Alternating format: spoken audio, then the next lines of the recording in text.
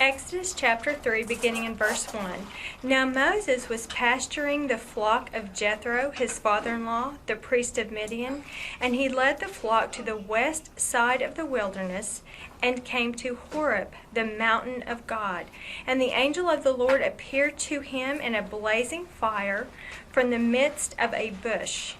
And he looked, and behold, the bush was burning with fire, yet the bush was not consumed. So Moses said, I must turn aside now and see this marvelous sight, why the bush is not burned up.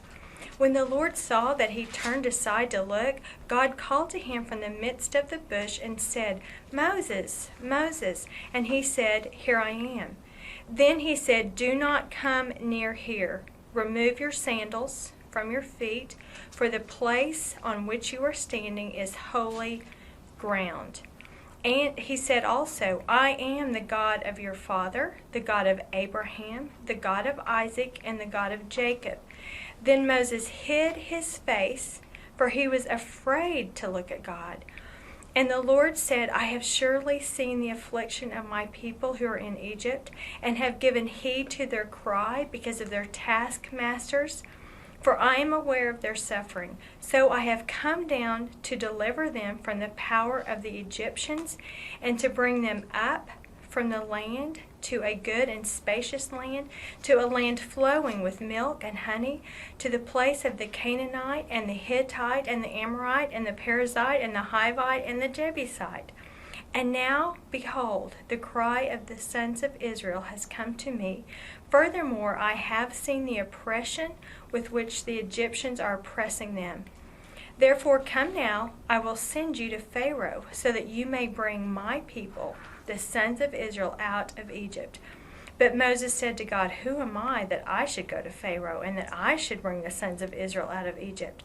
And he said, Certainly I will be with you, and this shall be the sign to you that it is I who have sent you.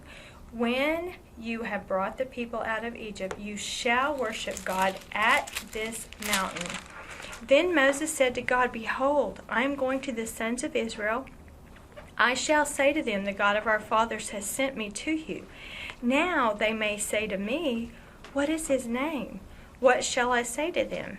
And God said to Moses, I am who I am. And he said, Thus you shall say to the sons of Israel, I am has sent me to you. And God furthermore said to Moses, Thus you shall say to the sons of Israel, The Lord, the God of your fathers, the God of Abraham, the God of Isaac, and the God of Jacob, has sent me to you. This is my name forever, and this is my memorial name to all generations. Go and gather the elders of Israel together and say to them, The Lord, the God of your fathers, the God of Abraham, Isaac, and Jacob, has appeared to me, saying, I am indeed concerned about you and what has been done to you in Egypt. So I said, I will bring you up out of the affliction of Egypt to the land of the Canaanite, and the Hittite, and the Amorite, and the Perizzite, and the Hivite, and the Jebusite, to a land flowing with milk and honey. And they will pay heed to what you say. And you, with the elders of Israel, will come to the king of Egypt, and you will say to him, The Lord, the God of the Hebrews, has met with us. So now, please, let us go a 3 days' journey into the wilderness, that we may sacrifice to the Lord our God. But I know that the king of Egypt will not permit you to go, except under compulsion. So I will stretch out my hand and strike Egypt with all my miracles, which I shall do in the midst of it, and after that he will let you go. And I will grant this people favor in the sight of the Egyptians, and it shall be that when you go, you will not go empty-handed, but every woman shall ask of her neighbor and the woman who lives in her house articles of silver and articles of gold and clothing, and you will put them on your sons and daughters. Thus you will plunder the Egyptians. Okay. Just as way of background and setting the stage for this chapter, we're going to go back to Genesis chapter 15.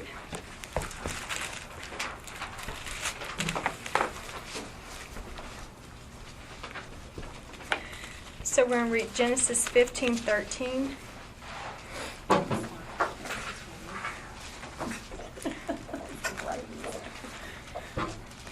We're going to read verses 13. I'm going to go ahead and read to the end since I think it's going to be very relevant to our passage today.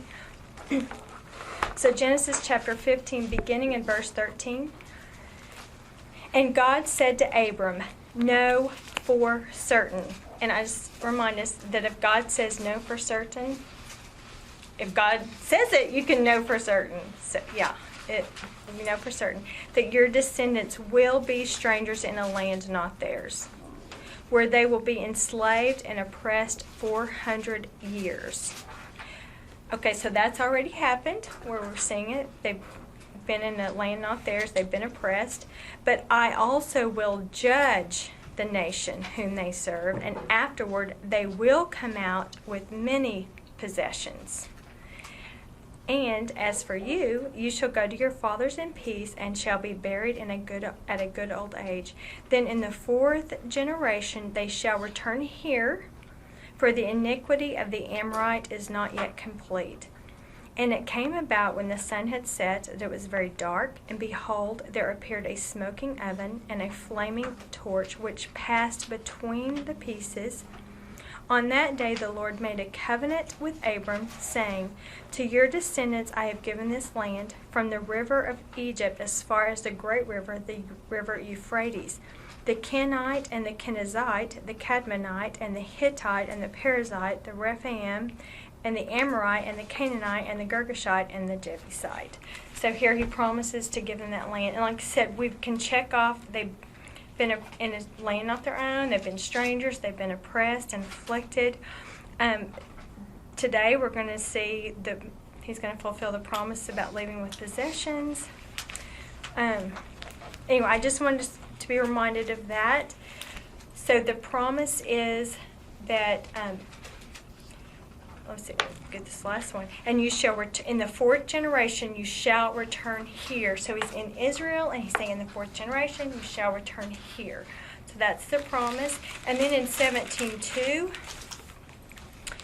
and I'll read 1 and 2.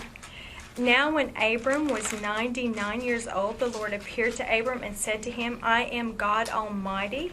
Walk before me and be blameless, and I will establish my covenant between me and you, and I will multiply you exceedingly." So we've got 2 promises: to multiply them exceedingly and to bring them back to Israel. And I'm just going to say this on 15 when he said that, just as a reminder. This isn't a riddle. So Abraham, Isaac, and Jacob were to spend the rest of their lives figuring out who's this strange nation. It's meant to be a promise to which the people can cling. And so how important this promise is going to be to Israel as they're being oppressed and they're in Egypt. And this is a promise that he's going to deliver them out and judge the nation if they're sorry. Okay, and then Exodus chapter 1. I'm not very good at recapping. Try not to teach it all over again. I'm going to read Exodus chapter 1. I'm going to start in verse 8. Now a new king arose over Egypt who did not know Joseph, and he said to his people, "Behold, the people of the sons of Israel are more and mightier than we." So God has fulfilled that promise to make them exceedingly great. He says, "Come, let us deal wisely with them, lest they multiply, and in the event of war, they also join themselves to those who hate us and fight against us and depart from the land." So God says, you will multiply, you will become exceedingly great, and I will bring you back to this land. Pharaoh says, we're going to stop them from multiplying. They won't multiply and become exceedingly great, and they won't depart from this land. So he's bent on preventing God's word. Okay, so we got that. And we see a little insight into his heart. He's a little bit afraid. And the other thing is he didn't want him to join with their enemies and defeat Egypt. And then just keeping that in mind. And then I love this part in Exodus 1:22. So this is actually plan C for Pharaoh, because plan A plan B had failed. They continued to multiply and become exceedingly great. So then Pharaoh commanded all his people, saying, every son who is born you are to cast into the Nile, and every daughter you are to keep alive. So his plan C is to kill all the baby boys. And I just find, I just the irony that the very means that Pharaoh had implemented to prevent this, throwing the babies into the Nile to kill them, that provided, that was the means that God used to get Moses into Pharaoh's household and into the palace and that great education. It was the same way with Joseph. His brothers were going to kill that dreamer, and there's no way they were going to bow down and worship their brother, so they sold him into slavery. Well, that's the very means that God used to put him in a position that they would have to bow. And I thought too with Jesus, they're going to kill him before he becomes king, and yet that was the very act that offered salvation for us, resurrection. I mean, it just set the stage. So what they intended for evil, God intended for good. The very thing they're doing to prevent God's plan of salvation, he uses as a means. It's just, I love the irony of that. Okay, so the what? I said, I know it wasn't in God's plan, but it kind of makes you wonder why they didn't have an uprising. Oh, yeah, because they were obviously more numerous than the Egyptians. Right. Yeah, it wasn't in there. Yeah. Okay, and then one more background passage. Okay, and so beginning in Exodus chapter 2, verse 11, because we're going to need this fresh in our mind as we read today. Now it came about in those days when Moses had grown up, and we know, okay, well, he'd grown up, that he went out to his brethren and looked on their hard labors, and he saw an Egyptian beating a Hebrew, one of his brethren. So he looked this way and that, and when he saw there was no one around, he struck down the Egyptian and hit him in the sand. And he went out the next day, and behold, two Hebrews were fighting with each other, and he said to the offender, why are you striking your companion? But he said, who made you prince or judge over us? Are you intending to kill me as you killed the Egyptian? Then Moses was afraid and said, surely this matter has become known. So he spent 40 years in the Egyptian palace, being educated in the best available on the planet Earth, the best education system on the planet at the time. And then he comes out, he went out to his brethren, so he knew he was a Hebrew. He knew they were his brothers. He saw their hard labor, and then he strikes down the Egyptian.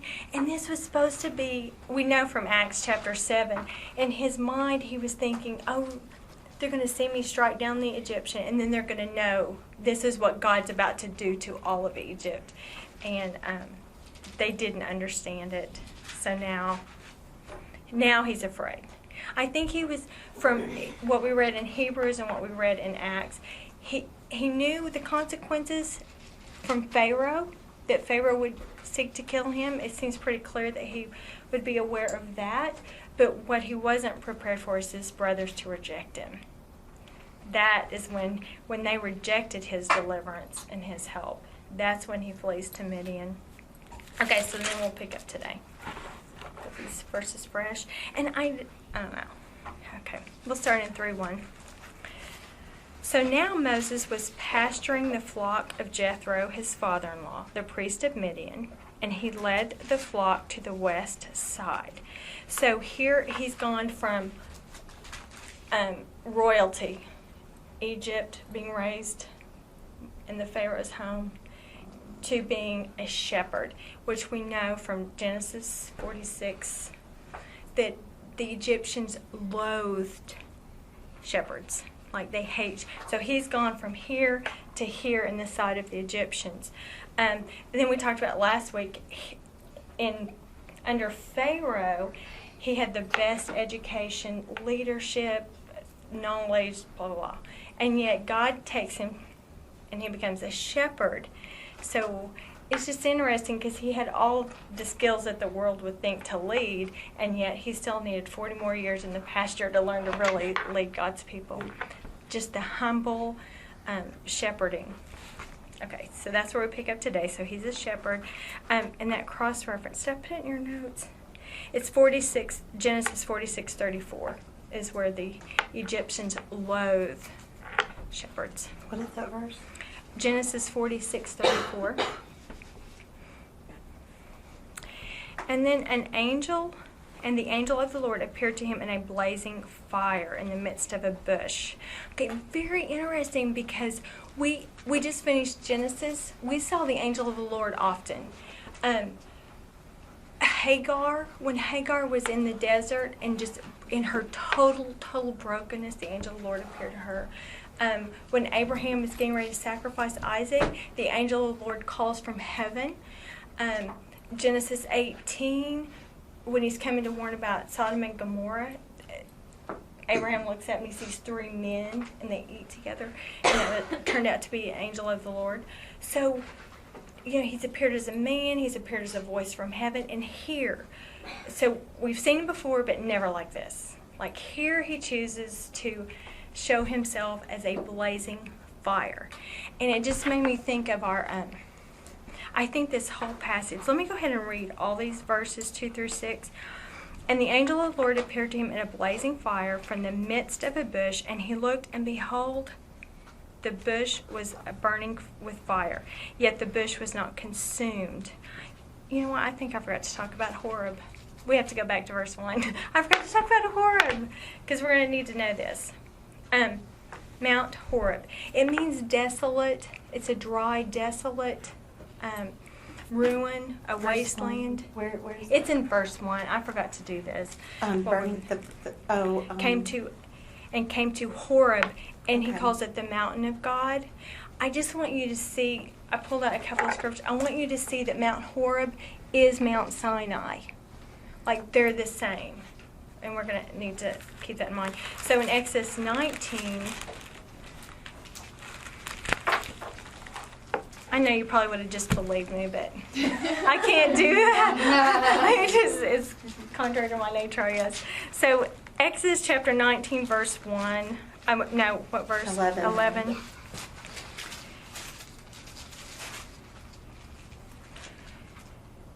And let them be ready for the 3rd day, for on the 3rd day the Lord will come down on Mount Sinai in the sight of all the people. In 19, he's going to come down on Mount Sinai, and he's going to give the 10 Commandments, which is chapter 20. And then when he references that event in Deuteronomy chapter 4, verse 10, I believe, he's going to call it, remember the day you stood before the Lord your God at Horeb, when the Lord said to me, assemble the people to me, that I may let them hear my words, so they may learn to fear me all the days they live on earth, that they may teach their children. So just Mount Sinai and Mount Horeb, they use it interchangeably. So What's Sinai mean? I don't know. I didn't look Sinai up. Okay, I just looked for it. Because you knew what Horeb was. It was desolate Right. wasteland. I thought. I Was it know. Sinai It makes in very good comparison? sense. Horeb? Everything. But I know. Well, the reason I wanted to point out what Horeb means is because there's a bush.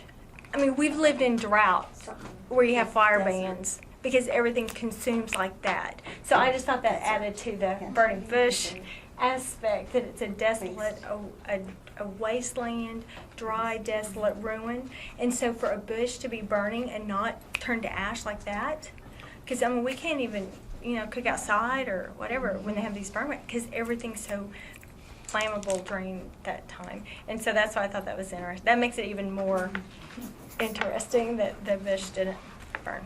Okay, so that's our Mount Horeb. And it's the same as Mount Sinai, so just keep that in your head.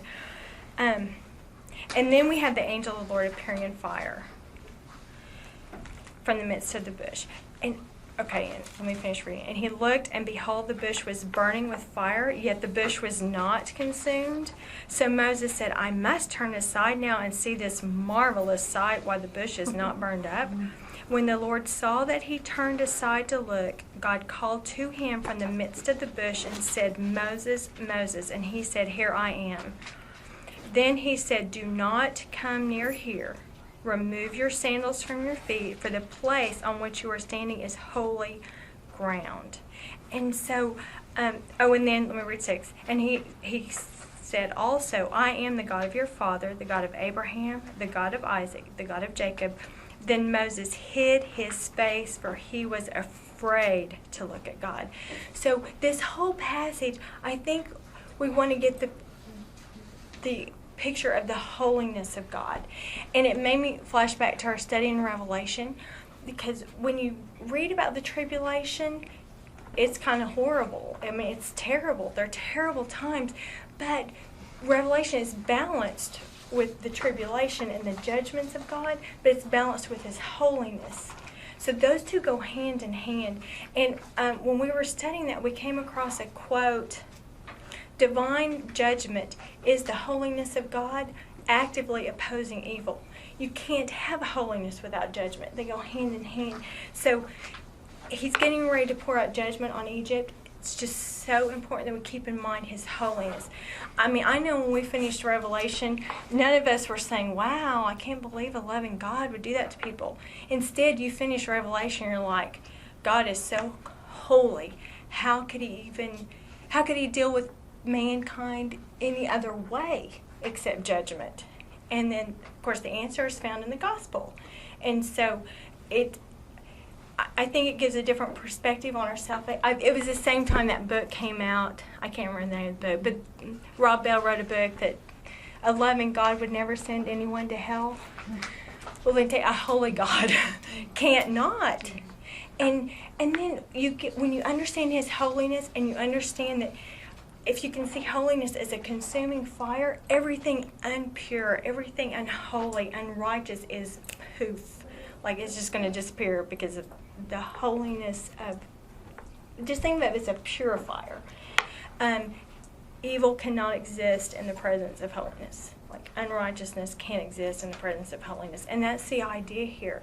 And then when you finish, you're like, the fact that he would extend salvation to us, like how could he even do that? We don't even deserve that. It gives such a different, humble, grateful perspective on salvation and what he did. So a loving God is one who sends his only begotten Son, who drinks the cup of God's wrath on our behalf. And like we talked about that, when he was sweating drops of blood, whatever happened when he drank the cup of wrath and was separated from God became sin on our behalf. Whatever that was, it was so stressful. Jesus was sweating drops of blood. And we'll never know what that was because he did it for us. That's what a loving God does. And even, I know our pastor's doing Revelation now, but Yes. after your study, it means so much more because just his mercy too, even in the Yes. tribulation, only a third of the Yes. earth will be destroyed. The rest of you guys, I mean, I hello. know. You know, he's still, all I of that is know. so, they'll come to him. Merciful. Yeah. I know. Even in the midst of all the horror and terror. Yes. Judgment. But when you understand the holiness, then that doesn't seem harsh at all. It seems like, how could he not do more? Like, yes. So I think that's the idea here. We need to get a picture of his holiness because he's getting ready to pour out judgment on Egypt, and it's going to be kind of bad. But it's just nothing in comparison to what it should be in the presence of a holy, holy God. Okay, so the bush is burning, but it's not consumed. And one of the commentaries made this, and I'll point it out since we're kind of talking about the names of God. It is a picture of his sovereignty, too. The fact that, like for Daniel and Meshach, Shadrach, and Abednego coming up. So God didn't say, oh no, they're going into the fiery furnace. What now? God isn't bound by the laws of nature. God tells nature what to do. So it's like, oh no, fire. No, he tells fire what to do. Same way with walking on water. He tells buoyancy what to do. Or what. I mean, he is the Most High, which means there's nothing over him. Like, he is the Most High. So he tells nature what to do. He's not bound by nature. And so that is another picture of this, especially in the midst of a drought and a desert and dryness and the bush isn't consumed. Okay, so then in verse 3, so Moses said, I must turn aside now and see this marvelous sight, why the bush is not burned up. So that would be, very intriguing. So when the Lord saw that he turned aside to look, God called to him from the midst of the bush and said, Moses, Moses. And he said, Here I am. Then he said, Do not come near here. Remove your sandals from your feet, for the place on which you are standing is holy ground. And it was holy ground because it was in the presence of God. And he is holy, and nothing unrighteous can be in his presence. And I don't know how to say it, but just Moses could approach, but not. There are, what's the right word? There's boundaries. God has provided a way. So if we go back to the loving God wouldn't send people to hell. Well, a loving God sent his only begotten Son. A loving God made a way for us to be, but it's his way. And I think that's what we're saying. It's his way. We don't get to pick, he's offered salvation, so I get to pick how I want it.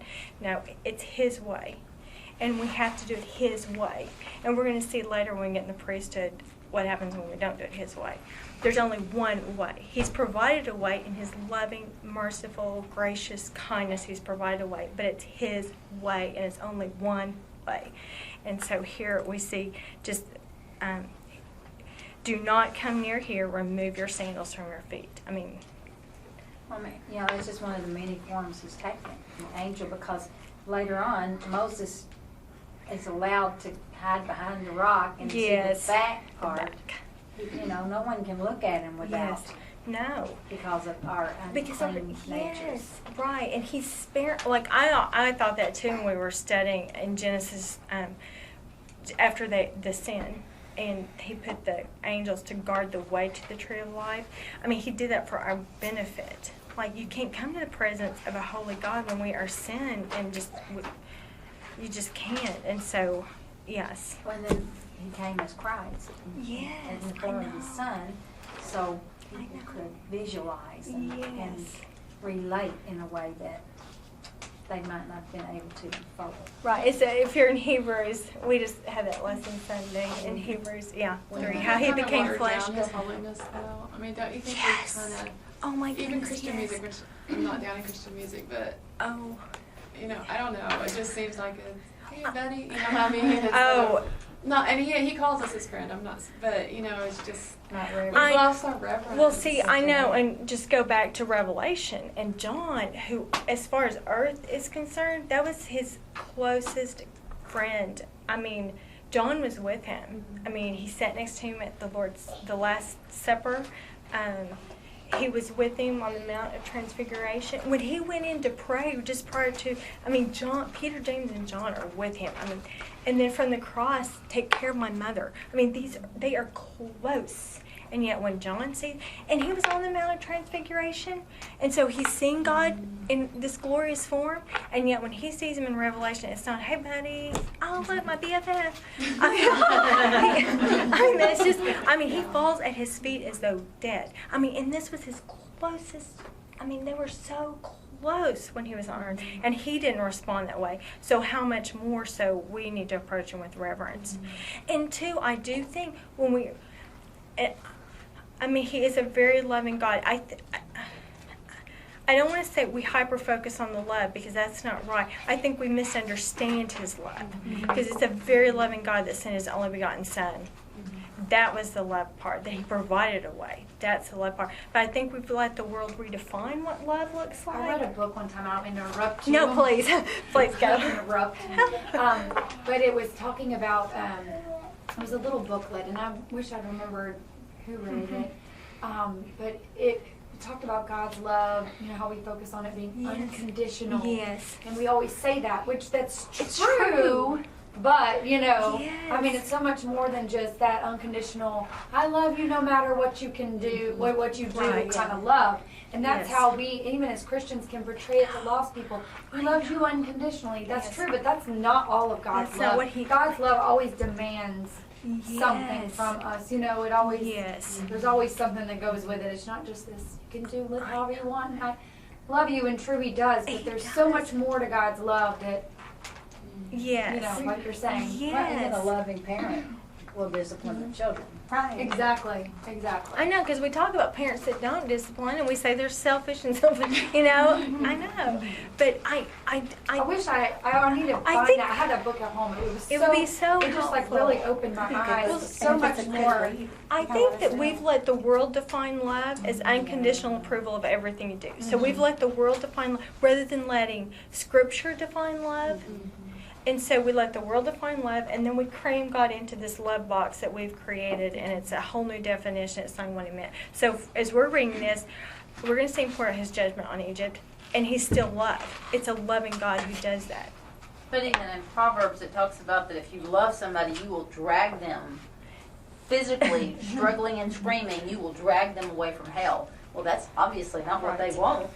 Right. And you're still Yes. doing it because I love you enough. I'm not going Yes. to let you be there or do that. Yes.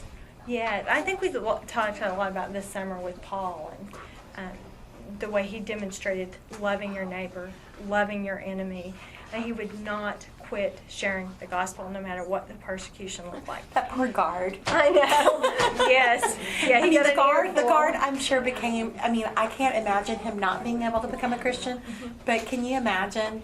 It's like, here's this guy. It's like, can he not stop? I know. There's no escaping.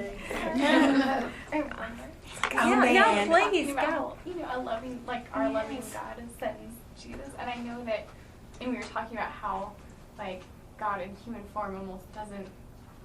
It's hard to reconcile both. Yes. And I've heard that, like, and I know that the first, essentially, like, the first Christians, like John, was Jewish.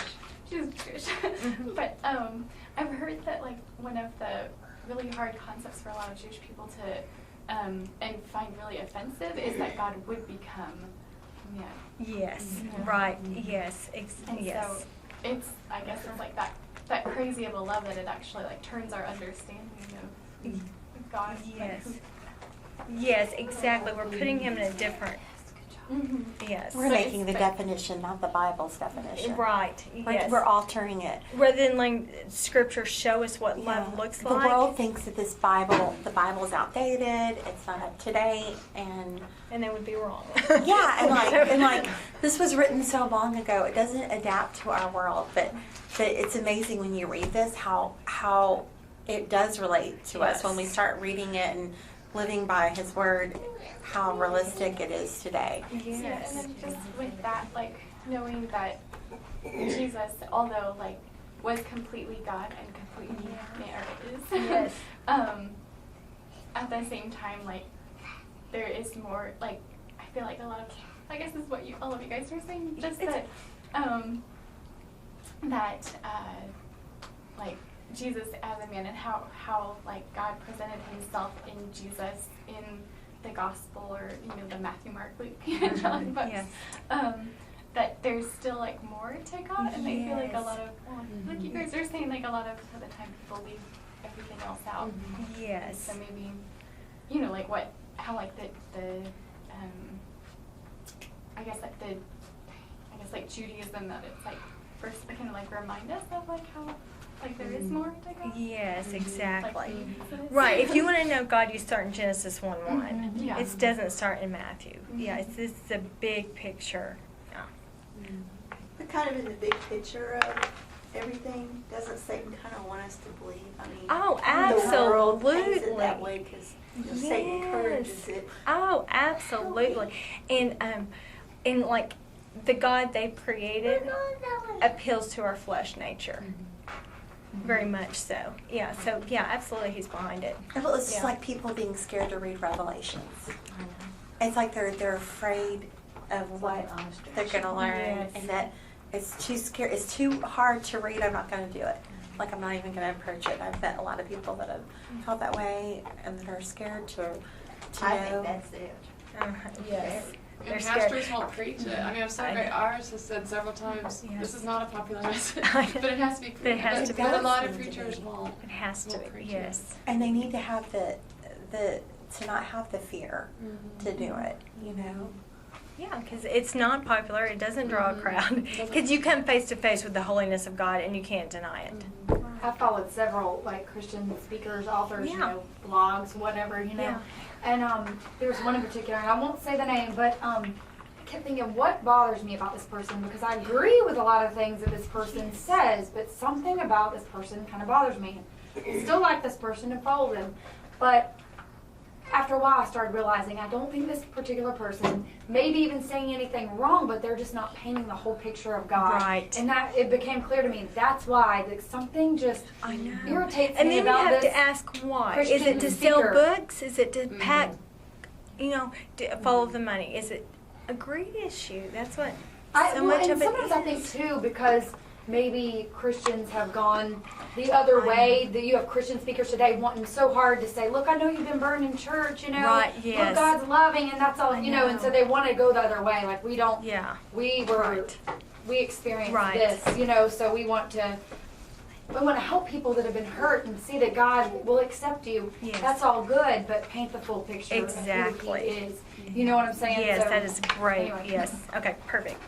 Well, it's like Christ told the woman at the well how many husbands she had had, and he said, "Go and sin no more." I mean, she goes back and tells him her life's changed. And can you imagine, like pastor to somebody today? I know. I Look, know. I know who you've been. I mean, Jesus said some pretty hard. He said some very harsh But we things. don't teach on that. No, I know. I just think when the rich young ruler came and said, "What must I do to inherit eternal life?" And he walked away sad. Jesus didn't say, "Oh, good, I've got an audience. Let's pray the sinner's prayer." I mean, he told him what it's going to cost him, because there's a sacrifice involved. Yes, absolutely out of love. Okay. Any other thoughts or questions on the holiness of God? And He is holy. Okay. So let's pick up in verse 7. And do notice here, Moses hid his face, for he was afraid. And I mean, of course, Is that in awe? What kind of afraid is this? You realize you're. Terror. I don't know. Yeah. One, he's calling you by name. You're watching this bush not be consumed. I mean, you're in the presence of a holy God who's over nature, because this defies nature. Well, I would imagine Right. also he would be kind of paranoid because, yes, he was a Hebrew, but he did not be raised with Hebrew traditions. And here's this God of his people that he may not even grasp what he's supposed to do as far as, I wasn't raised in this culture, I don't know proper protocol, panicking of, okay, what do I do? That whole... Well, wasn't it actually like no one was allowed to see God's face? Oh yeah, yes. Because like Abraham, I'm really bad because I haven't read It's the Old okay. Testament in a It's while. okay. That's But I know that we're here. I can't remember even where it was said, but just that they weren't even allowed to. We're going to see that play out in Exodus. Okay, And that's so where we're like going even like to. Judges. Yes, absolutely not. Of course, this So I don't know was, if to your you point, read this is it. before any of that's been stated or written. Oh, really? Moses wrote the first 5 books, so none of this is written down for him. So just an overwhelming awe. When Abraham, in Genesis though, like when God, I think, I don't know. It's okay. I'm like, wait, was it Jesus? Okay, I don't really know because I read this a long time ago. But in Genesis, I'm trying to, because I don't think it was Melchizedek, but I think that there was I thought that God told Abraham that no one was allowed to see his face, but is that... That's going to be Moses. That's going to be in Okay, the, I'm yes, sorry. we're going to see. No, that's why we're here. We're just learning Well, together. Abraham encountered him too, and I don't Yes, he did talk to Abraham. Yeah. Yes, so, but this is where we're going to specifically see that, is it with Moses. Then verse 7, and the Lord said, I have surely seen the affliction of my people who are in Egypt. So he's calling them his people. And we talked about that last week. It has been over, so this started, I didn't even read all the verbs. I'm going to go back to chapter 1 and you can just see when he decides to deal. I need to read this anyway. So let's go back to Exodus 1. We'll start in verse 10, which we've already read. But he says, "Come, let us deal wisely with them, lest they multiply. And in the event of war, they join themselves to those who hate us, and they fight against us and depart from the land." So you can imagine how horrifying this was when Moses struck down an Egyptian. So they appointed taskmasters over them to afflict them with hard labor. They built for Pharaoh storage cities, Pithom and Ramesses. But the more they afflicted them, the more they multiplied and the more they spread out, and they were in dread of the sons of Israel. Verse 13, I want to read this verse. "And the Egyptians compelled the sons of Israel to labor vigorously." Compelled them to labor vigorously. "He made their lives bitter with hard labor and mortar and bricks and all kinds of labor in the field, all their labors which they rigorously imposed on them." I mean, he made their lives so miserable. This is before Moses was born. And now Moses has spent 40 years in Egypt under Pharaoh. Now he's spent 40 years in Midian. So it's been over 80 years that the Hebrew people have been oppressed and afflicted. And I think they understood the promise of God. I think they knew the promise God had made to Abraham. And I think that at this point, I think they were probably clinging to that promise, that they would be delivered out and that God would judge the nation. But it would be a comfort to have that in your head. He did promise that this wouldn't be forever. This is just for a season. And so, but it's been over 80 years, and it seems like God's been silent. And even though God's been at work in a mighty, mighty way, they can't see it. I mean, they don't know. We didn't even have God's name mentioned till the last few verses of last chapter. And I loved this one. So last week in chapter 2, verse 23, "Now it came about in the course of those many days that the king of Egypt died, and the sons of Israel sighed because of the bondage, and they cried out, and their cry for help because of their bondage rose up to God. And so God heard their groaning, and God remembered his covenant with Abraham, Isaac, and Jacob. And God saw the sons of Israel, and God took notice of them." And so it may have been in the back of their head, when this Pharaoh dies, it'll get better. We'll just wait when we get a new Pharaoh. And then it makes a point to tell us, no, that Pharaoh died and there's a new Pharaoh and it's still as bad. So then, clinging to the promises of God and crying out to God who's made a promise to deliver them. And then here we see that God, he's heard them. He remembers the covenant he made with Abraham. He hasn't forgotten them. He hasn't forgotten his covenant. It's just his timing sometimes. And he told them up front it would be 400 years. They knew it was going to be 400 years. So we're getting toward the end, and the people were starting to get that, that longing for their deliverance, knowing it was near.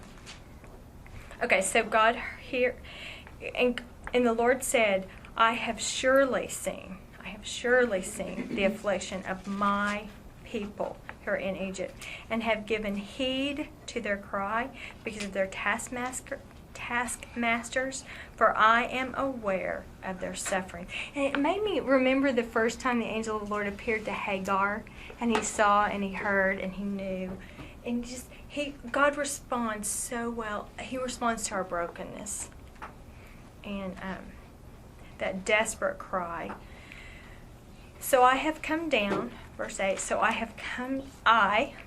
this is God talking, I have come down to deliver them from the power of the Egyptians and to bring them up from the land to a good and spacious land, to a land flowing with milk and honey, to the place of the Canaanite, Hittite, Amorite, Perizzite, Hivite, and Jebusite. So I just want to when you teach your kids this story about Moses, God's the deliverer. God is the deliverer. He delivered Moses, he delivered Egypt, he delivered Joseph, he delivered Daniel, he delivered Meshach, Shadrach. He's the deliverer consistently. And he delivered you and I from the bondage of sin and death. Which is what we studied this summer. He is the deliverer.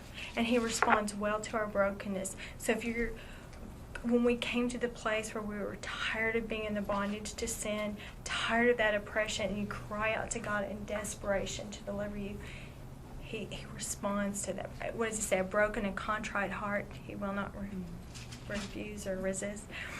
Yes, He responds to our brokenness. So here they are in their brokenness. They're crying out. He's aware, and He's come down to deliver. And it's God who's the deliverer. Moses is the person in this season. It's going to be somebody else later, and it was someone else before. Here it's Moses, but God is the deliverer. God is doing the work. He's the deliverer. Through Moses. He delivers us. He delivered. Yes, He's the deliverer. Okay, and He's come down, deliver them from the power of the Egyptians, and to bring them up from the land of Egypt to a good and spacious land. That's where we get the promised land. It's Israel. At the time it had been the land of Canaan, but it's the promised land, and it's going to be the nation of Israel. And notice it's flowing with milk and honey, and but it's occupied right now. But that's exactly what He said. The tribes are a little different from Genesis to here, but that's because some have expanded and some have gone away and been defeated. But here, He told them it would be an occupied land, but that's where He's going to them. What does it mean, flowing with milk and honey? I mean, is that just a description of That how is wonderful such it a is? good question. Because really, someplace flowing with milk, that's not really to me at all. But, honey maybe, but That is such a there- good point. I know just off the top of my head, when they sent the spies in, if you remember, they had those huge clusters of grape. I think a very fruitful. A place where maybe grass will grow, where the cattle can really make some milk. Yeah, there you go. There you go. I'm just thinking of the cattle; they'll be able to produce milk. Because if you think about those two, milk comes from cow and bees come from, honey comes from bees, which bees need nectar, which needs plants, which need, it's not going to be a desert. Right. Essentially, there is proclaiming Just that a very Very fruitful, very fruitful. There is that spot, I think, in First Samuel, where Jonathan is like, Yes. and then there was honey. Yes. Yes. You never know. There you go. Honey's important. Yes, it's very important. They have Sinai for sure. I mean, Sinai, they're well known for the rich soil. Yes. Staples of life. Yes. That's such a good point. Honey and like the Yes. how the bees Have the plant. Yes. You're reading that in the kids' book recently. The bees need the plant. The plants need the bees. Yes. They all need each other. It's like a Circle of life. I love it. So I think it's a picture of a fruitful, very fruitful, healthy land. And so that's where He's going to. I always pictured it that way. I always pictured it like a green, and there's flowers, and everybody's all happy, and it's just real pretty. It's that pretty happy place, that God promised. You know the little place where you're supposed to go when they were having a bad day. You go to the milk and honey place. I will tell you, I had this picture in mind, and then the first time I read through Joshua, I'm like, what? This is, it was work, but. Although I think that Israel is one of the biggest producers for Yes, fruits and lots stuff of like things. that. Yes. When Israel's in the land, I know there's that famous Mark Twain quote when he went through before Israel had the land and it was desolate, and he could figure out why anyone would want the land, and then once they moved in, it was fruitful again, I guess. Because they know how to work the land. Well, it's just And blessed. God bless them, yes. Yes, but I do want to make sure we understand the timing, because God makes promises, and His timing is perfect. He's never late. He's never early. His timing is perfect. But when you're the one waiting, it can kind of feel like why you can feel forgotten. There are times when we can just feel like God is not, like your prayers aren't getting past the ceiling. You're like, where is God? Why isn't He responding to my prayers? He is. It's just His timing. He's working. It's just His timing. And just because we don't see it, I always think about that because of Revelation, because of all of the counterfeit signs and miracles. sometimes God's behind the scenes. Just because it's flashy and showy doesn't mean it's God. Sometimes He's just behind the scenes, and it's subtle, and it's quite, you don't even know till boom, it looks like it's just out of nowhere, and it happens so quickly once He steps. And we're going to see this. I mean, they're going from being super duper oppressed and afflicted and bitter lives, and then next thing we know, they're going to be free. It's just, once it starts happening, it's so quick. It kind of makes me think of, the 40s, where what all the Jewish people went through, and then now that they have their country now, they've come together. That oppression brought them together, and how hard they work. And I mean, my husband loves to talk about how strong Israel is in their military and how tough they are. Yes. And it's amazing how tough they are. Yep. Right. Concerning their, their history. Yeah. From It's just kind of neat. Even in our lives, though, I mean, most people know our testimony, but there's a lot of new people. But just with our kids, just trying to adopt. I mean, just the heartbreak of infertility, and then just thinking, okay, why can I not do what every other woman on this earth? Right. Like, why have you forgotten? I knew like how Hannah. I could just so relate. But then, once we knew that adoption was God's path for us, it just, like Abby Grace, 3 weeks later, we have her.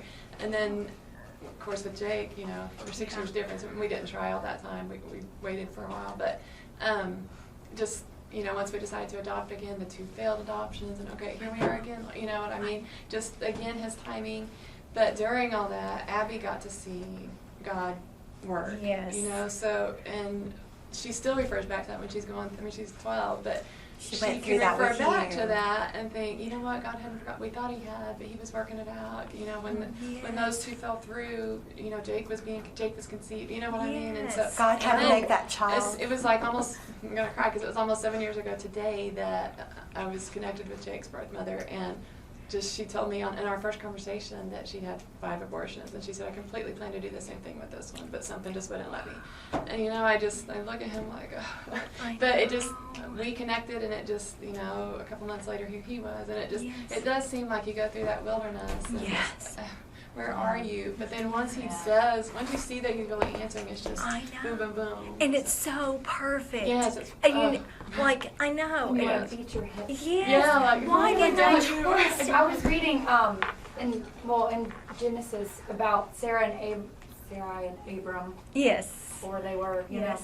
And kind of the same thing with that long wait, about the promise and how they got themselves into such a mess with trying to do things their way as opposed to God thinking, and probably thinking, God, what are you doing? Why are you not doing it according to my timing? And as I was reading a little commentary about it, it was saying something like God's greatest work is during the wait.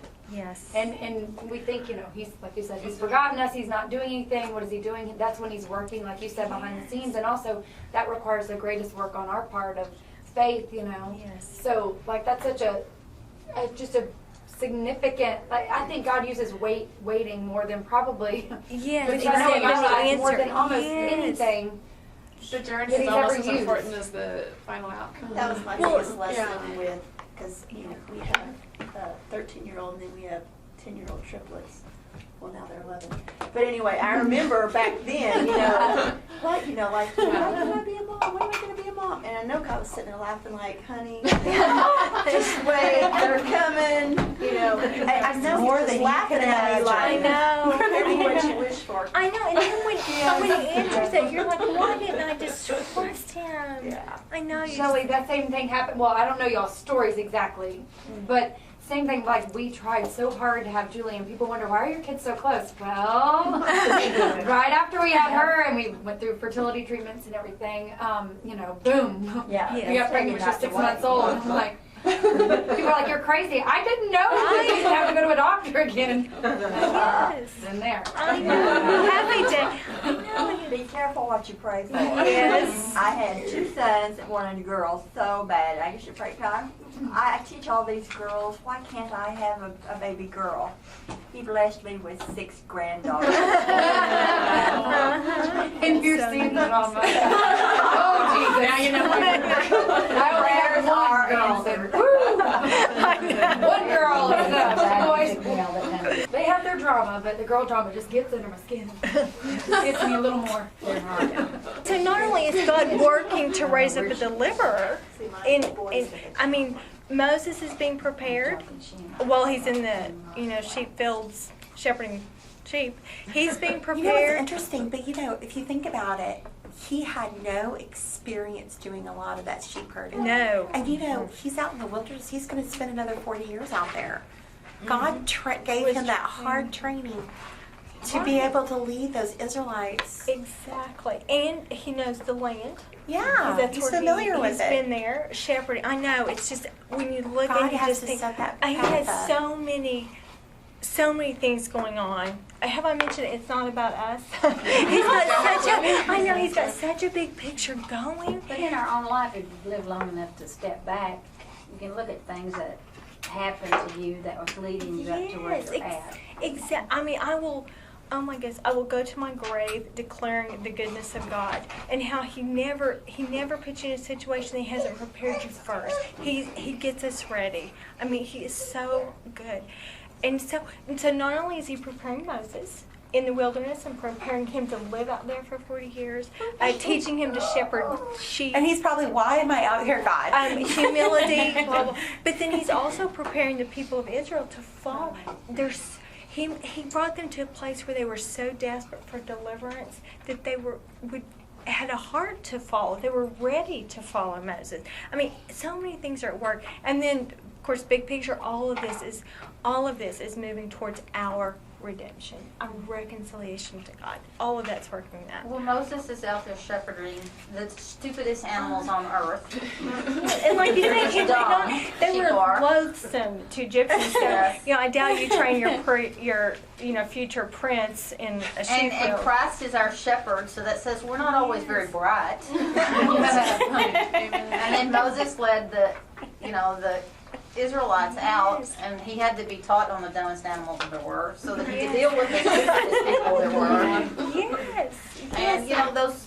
And God brings us to where He needs us. He doesn't just leave us being totally stupid. He doesn't, and that's just what we need so desperately to remember. And it's just like what you were talking about going through with your son. You think you can't do it, and yet when it happens, you have the strength that you didn't. Like you said, you're going to go through this. You're going to. No way. That's how I felt with chemo. Yes, and then you just find this strength, and He carries you through. He doesn't just bring you to a point and then hands off. I mean, He's there, and He's at work, and He's so good. I mean, if somebody had told you when you were 14 years old what you were going to go through, you would have been like, no. I would have been, I can't do it. If they had told me a month before, I would have said no way. And then all of a sudden, but I could look and see God was preparing me for that, and He's so good. So I'll go to my grave. And what's interesting is that look at your mom, what she's gone through. Yes. Your experience probably helped prepare her to go through this. I know. I just know He's good. I don't mean to get off track or anything. I never do that.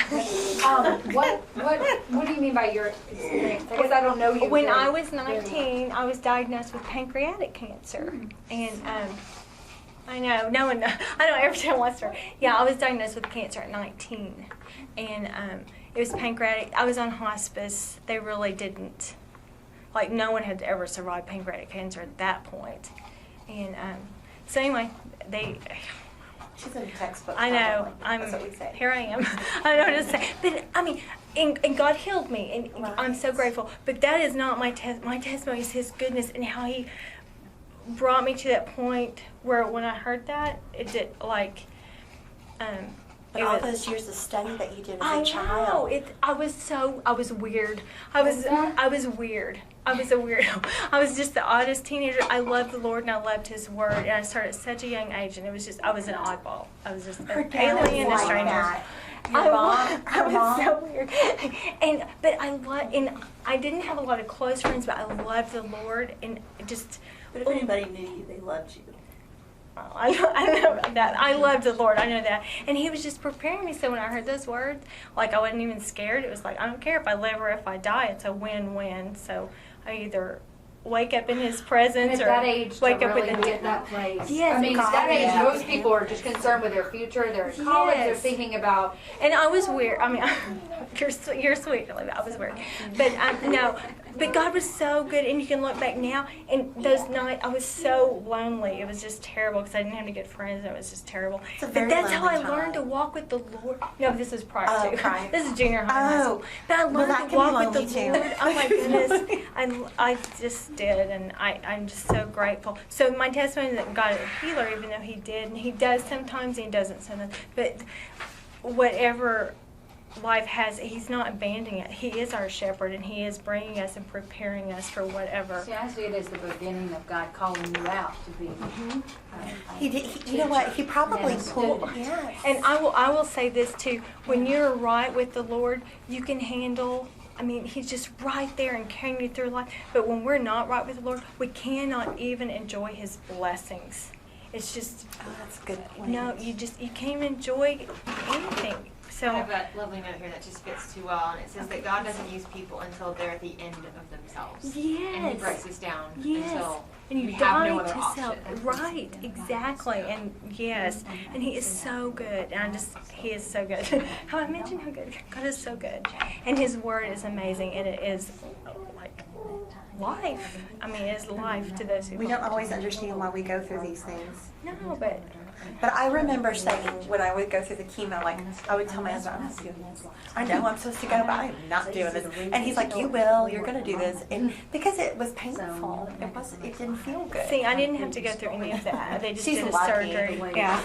And- Not lucky. You weren't lucky. I wouldn't say that. You went through your own.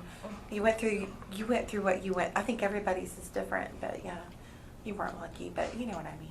Yeah, I'm abundantly blessed and still blessed, and just love the Lord, love His Word. Okay, let's go back to Moses.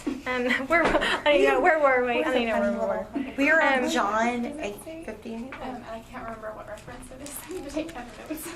But something about the sin of the Amorites. Yes, and we'll Does that have to do with yeah, yes, that has everything right. And Heather just pointed out. Heather just pointed out one more point. So not only was he Okay, doing Heather. that, we were waiting for the Amorites to get to the point, because he said back in his covenant in 15, for the sin of the Amorites. Is this Read it. 13? I'm in 3:15? Genesis chapter 15. Okay, Genesis chapter 15. Okay. You don't have that written down, do you? No, I don't. This is bonus. She just pointed that out. In verse 60, so Genesis 15:16, then in the fourth generation they shall return here, for the iniquity of the Amorite is not yet complete. That is so that too is interesting. behind the scenes going. I mean, there's just so many things. It's such a bigger picture than what we know. Just okay. So Oh, I and got that. Well, Okay. hopefully before we get I there. have a note there too. Full measure or something. That's the NIV. Teach the full measure. Okay. Okay. So where were we? Okay, I think we were picking. Oh yeah, milk and honey. We stopped on milk and honey. Okay, verse 9. And now behold, the cry of the sons of Israel has come to me. Furthermore, I have seen the oppression with which the Egyptians are oppressing them. So again, the sons of Israel, the nation of the Hebrew people, are crying out to God. And I mean, it's like Dr. Latham talked about in Daniel too, when you know, because Daniel knew God's word, what he had said in Chronicles and Kings and what was recorded there, he knew it, and he would cling to that. And I think too, these people were clinging to that promise. They knew it was nearing the 400 years. They were multiplying exceedingly, and they were just clinging. If that part's true, and we've been oppressed, if all that's true, then the rest has to be true too. So I think they were clinging to that and crying out to the one who gave the promise to deliver them. And then verse 10, therefore, come now, and I will send you to Pharaoh, so that you may bring my people, the sons of Israel, out of Egypt. But Moses said to God, who am I, that I should go to Pharaoh and that I should bring the sons of Israel out of Egypt. And remember, he's already gone once, and he wanted to make it known that he was going to be their deliverer. So he strikes down the Egyptian, hoping they would recognize God sent him, and he's on their side. And you think Moses was kind of scared maybe at this point? He's already been there, he left them, yes. and now God says, I'm sending you back there. Right, and I mean, God, what are you thinking? And the people have already rejected him. Yes. They don't want him as their deliverer. They didn't recognize that God was doing this. And he's an older man now. I mean, he's 80. He's 80. He's not like a young, youthful, strong, militant type. I mean, he's 80, and he has no army. He has a bunch of sheep and, a wife and 2 kids. But God knew he was reluctant because in that next verse. Yes, I know, and I love it because Moses says, "Who am I?" And God pretty much responds, "It doesn't matter who you are. I'm God."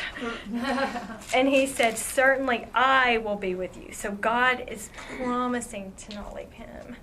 I will and I love it when God uses words like that. Well, certainly. You can know for certain. I will certainly be with you. And this shall be the sign to you that it is I who have sent you. When you have brought the people out of Egypt, you shall worship God at this mountain. That's why I wanted us to read that in Exodus 19. So in just a few chapters, we're going to be right back at this point, and the people are going to be worshiping God. And so it's a sign, it's a confirmation to Moses that, yes, God has called you, and this is what you were supposed to be doing. And you would think he'd need from just this vantage point. You think, well, he needs the confirmation before then, but then knowing what's going to happen after that, he needed that confirmation, from God that, yes, God has called me. And he needs to remember that. It's God who sent him, and it'll all come together when he gets there at Mount Sinai. We cling to the promises of God. Oh my goodness, we cling to those. And so this will be one to which Moses will cling. And he will have to cling to it because there'll be times that it's hard. But he's going to know for sure that it's God who sent him. And then notice, when you have brought the people out. So it doesn't matter who Moses is. God is with him. And when the people come out. And he's demonstrated in the bush that he is sovereign. I guess he had to soften his heart a little bit, maybe. I mean, he's been around all those Egyptians all his life and royalty.